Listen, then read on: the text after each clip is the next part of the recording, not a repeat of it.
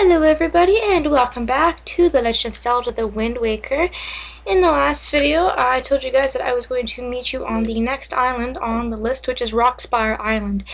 We were here previously to see the Beetle ship shop and we bought our bottle from here, but there is actually a ton of stuff to do here.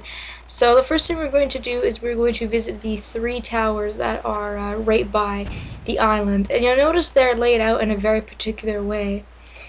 So you know there's going to be something good here, and there is actually treasure to collect on these three. So we're just going to start by doing that before even going to the actual island itself.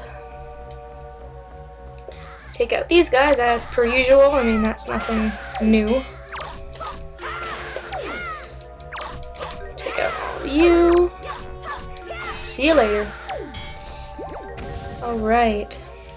Now this treasure is of course just sitting here right in front of us, which is just 20 rupees. I mean, whoop-de-doo, that's nothing special. But if you can actually catch the updraft and you can go over to that one over there and the one over there, you'll actually be able to get some treasure. So I gotta change the wind direction first, and then I'm gonna bring up my leaf and just sail on over that way. Alright, so you'll want to catch the updraft, obviously, in order to be able to catch the draft to get high enough to get onto that little island there. So I probably went too soon, but I can float here for a while. There we go. And I actually went too high. I'm like on the roof of this place. That's weird. No, I said let go, Link. There you go. Alright. So once you're up here, defeating the enemies is not actually what gets you the treasure, but I'll take care of them anyways just to get rid of them. On some of these you'll notice that there's little like cannons. Now what I like to do is I like to just basically set my bomb like on the railing right by where the cannon is, and it generally destroys the cannon. But I also heard that if you set a bomb like on this little blackened area, it will also destroy them. So that's two ways you can do this. You can also do it with using your boat, but I find that a complete waste of time. This is, in my opinion, just like 100 times easier. So just go ahead and destroy all 4 of those cannons. And you'll get a chest. I'm glad it's daytime because I couldn't see a damn thing. But I hate it when it's daytime that it's always really crappy weather. That's always the worst part about it. But anyway, we got a golden feather, which is still not what we came for. So I guess coming over here and doing this was completely optional, but I decided to do it anyways, just so you guys could see what you get. I'm gonna try to get some magic and some bombs. I've actually used a lot of bombs recently, when we were at the Four-Eyed Reef and then now. So, have a good supply. And then we need to go up to the other side and we need to do the same thing on the other side. And that side will actually give us the treasure that I came for. Now this one's a bit tougher because it's actually elevated and you actually really do need to catch that updraft. With that one, I guess it wasn't necessary to catch it because you can pretty much just float right over without needing to worry about falling. But as you can see, that one is way higher than where you actually start out from. So we'll definitely need to be able to catch that updraft. And if we go west, that should set us in the right direction. And I think I'll go now. Should be able to catch it. No, I actually went too soon. And now I'm falling into the ocean. No! Okay, well, I'll just try again.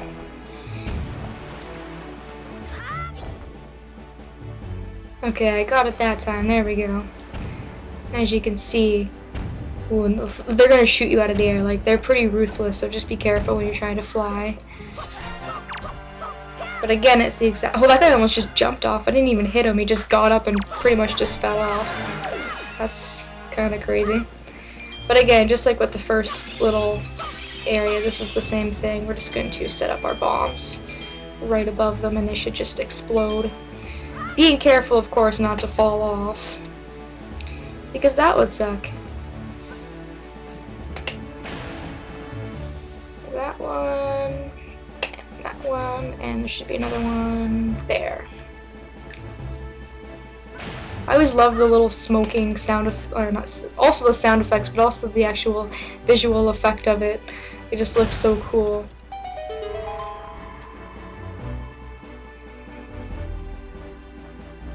And then in this chest here, we get an orange rupee, which is what I came for. We get 100 rupees for doing that. So, I honestly feel it's well worth it, just to get that 100 rupees. I mean, every rupee really does count in this game, so. Now that that is all done with, we can pretty much just go forward to Rock Spire Island. So that's the first thing we wanted to do. Before we even get to the island, we can collect a very, very easy 100 rupees. Or I should say 120 rupees if you count the other chest as well. And now I'm just going to sail on over to the actual island, and I'll meet you guys there. Alright, so here's Rock Spire Island. As you can see, we can get one of the bigger glowing treasure chests out of the water. If you have treasure chart number 2, you'll be able to pick this up out of the water. We've got Beetle and his special ship shop floating around in the water here. And we've got the map fish, but I've already taken care of that, so no need to worry about that at the moment. Let's just go ahead and pick this up before going on to the actual island itself.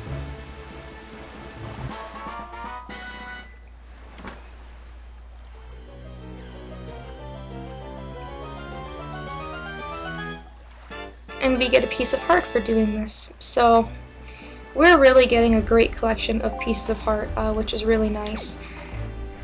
And we're not going to go and buy the piece of heart from Beetle right now because I'd rather save my rupees until after we have done the storyline stuff. But we can buy another one from him. And then these rocks look awfully suspicious, so we're basically just going to go ahead and start blowing these guys up in order to create a path. So I seem to be really bad with this, like the timing of the bomb actually exploding. I don't know why, but I always have been. And if you wait too long, it's gonna drop down and you're gonna waste a bomb. But if you're too late, then you'll actually like explode, and it might even knock you off the edge, which has happened to me before, and I've had to climb all the way back up, which is not any fun at all. Trust me.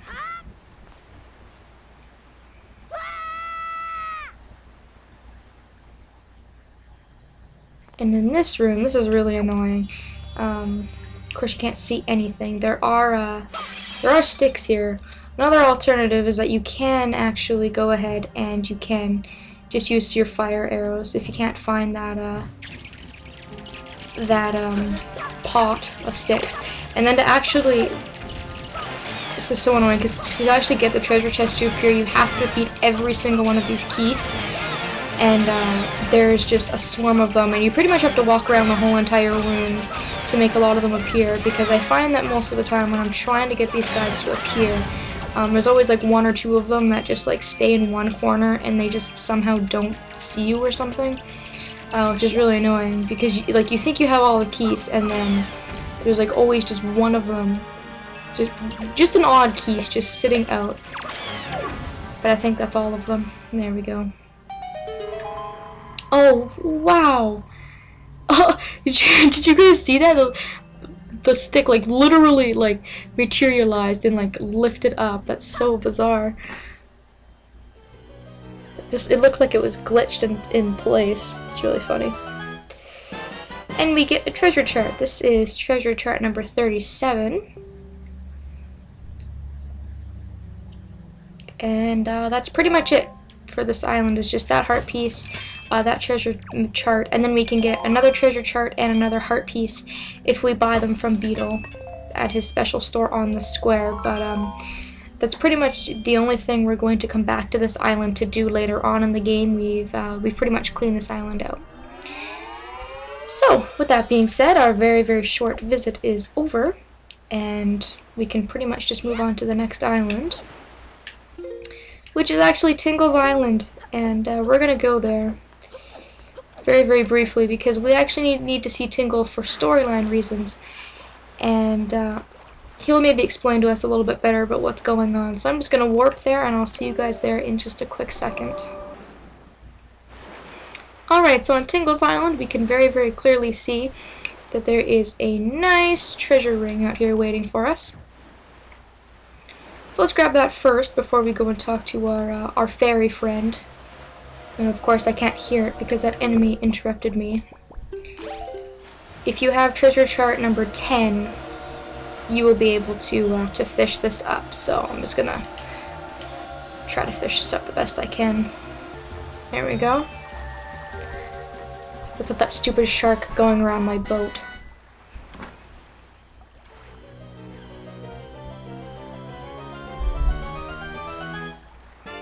This is another silver rupee, so again, we just add more rupees onto our wallet.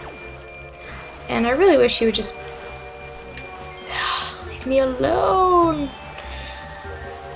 And there is a squid on this island, but I want to say that we already ran into that squid earlier on in the playthrough when we came here just to get the place marked off the map. I'm pretty sure we got it marked off. I'll take another quick look around though just to make sure. Anywho, when you have any of the Triforce charts that we're getting for the storyline, so that we can find the pieces of the Triforce in the ocean, you want to bring them to Tingle. Because if we look at the charts, it'll say, even if you try to open it, it will say this map must be interpreted before you can read it. We do not actually have the ability to read the maps, and Tingle has the ability to actually decipher the maps for us so that we are able to read it. And that is his purpose in this game. Unfortunately, he's just an insane ripoff. So whenever you have a chart, he'll say, I smell the chart on you, which is just really creepy in my opinion. Splendid, splendid, show me, show me. Why, you can't read that chart in its current state. Impossible, sir. Would you like me to decipher it for you? Sure.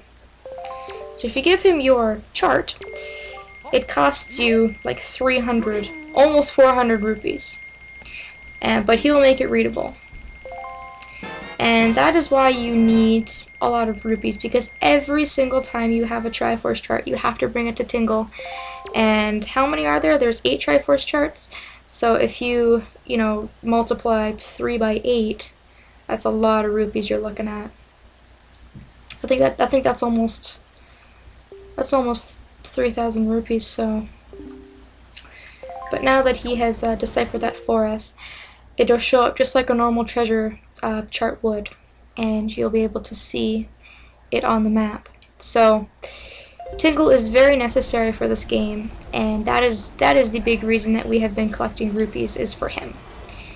So that's about it for Tingle's Island. I just wanted to briefly demonstrate what it is that he is used for in this game, and we're pretty much done on his island. So we're just going to keep moving on from here. A lot of these places we've already visited, but I'll just keep moving along, and I will just meet you guys on the next square.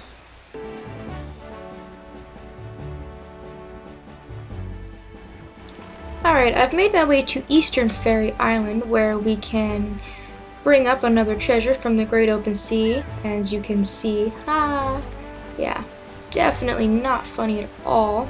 There is also another treasure ring that is on Northern Triangle Island, but I do not have the chart for that. It's actually another one of the map charts, which of course I'm having incredibly terrible luck being able to find, but this one we should be able to fish up here if we can find it.